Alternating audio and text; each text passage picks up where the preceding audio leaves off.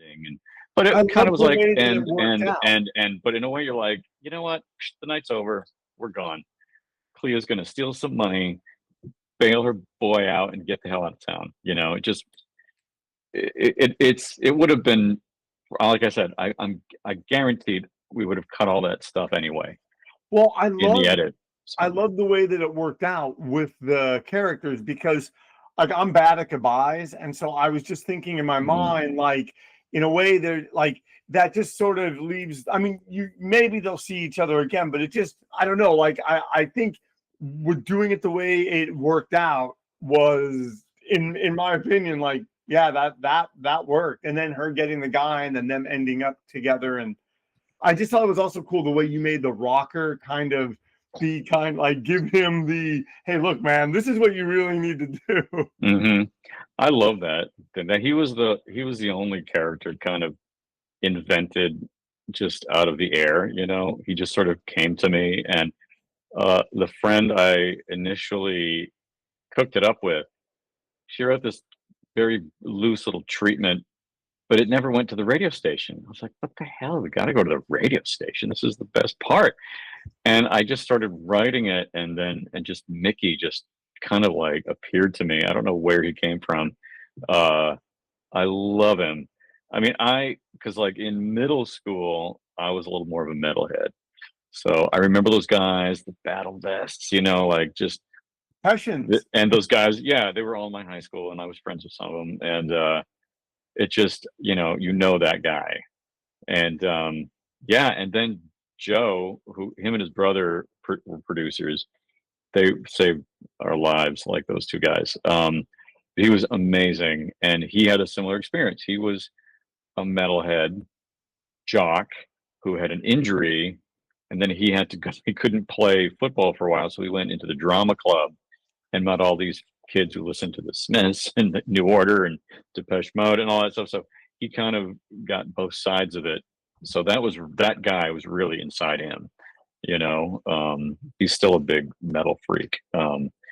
And yeah, he just came to life. And then you saw that those two guys, Joe and Dean, the kid who's forcing him to play the Smiths all night, they're actually kind of the same person. They're just different generations. They're the same exact dude. And I just love their relationship, how they actually kind of find common ground. And Mickey's all like, hey, that guy's a pretty good guitar player. Like, it's like, damn it. No, I don't like this music. Screw this. Yeah, he's amazing. He was great in that. What for you on this was the hardest part? I mean, is it time? Is it or is I mean like when you look back, like making that. Oh, Jesus. It was time. We just didn't have time. I wanted to rehearse more. I mean, I look at it and all I see are mistakes. I think we all do that. You know what I mean? But unlike not Joe, I'm going to say Joe and Nick, right on, they were the rocks. But unlike some other people involved on that side of the production, I know what I did wrong. You know what I mean?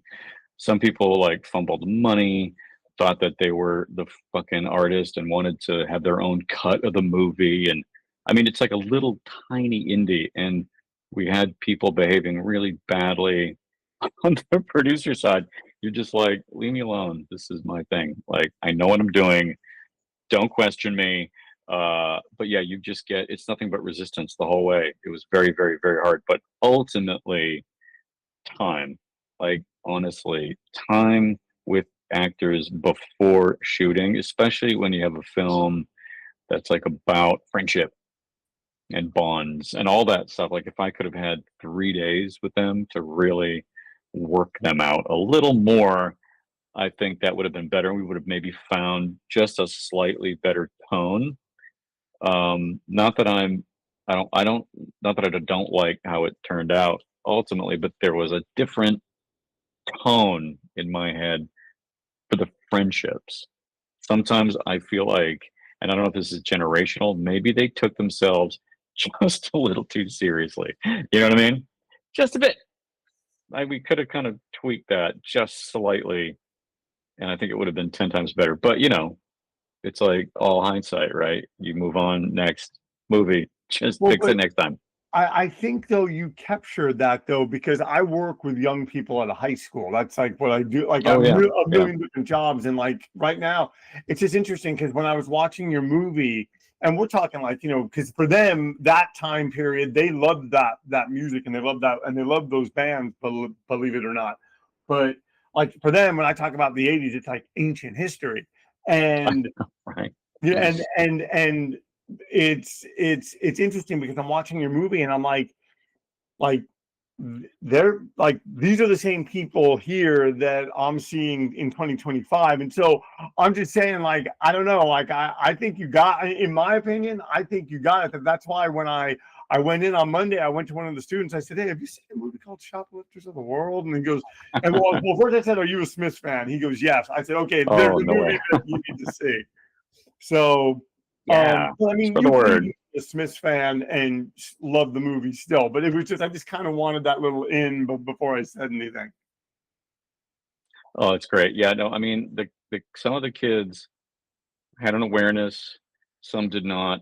Um, our Cleo, our lead girl, I gotta say, it was pretty special. She was like her mom grew up new wave. Mom's already Mhm. my age. She could have been my daughter. I mean, her mom grew up new wave. Her mom's best friend was like the her daughter's like gay uncle. You know what I mean? It was like her best friend.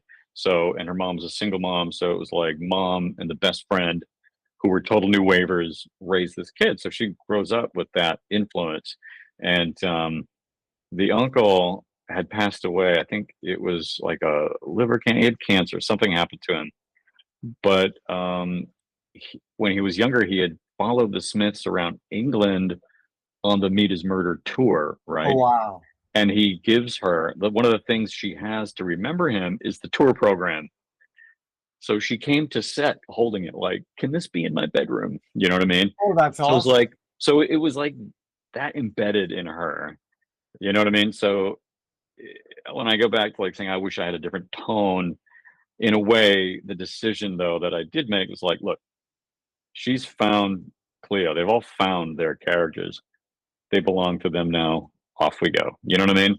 Yeah. And you knew it meant something if it was like that deep. Like you can see it. It's in the room somewhere.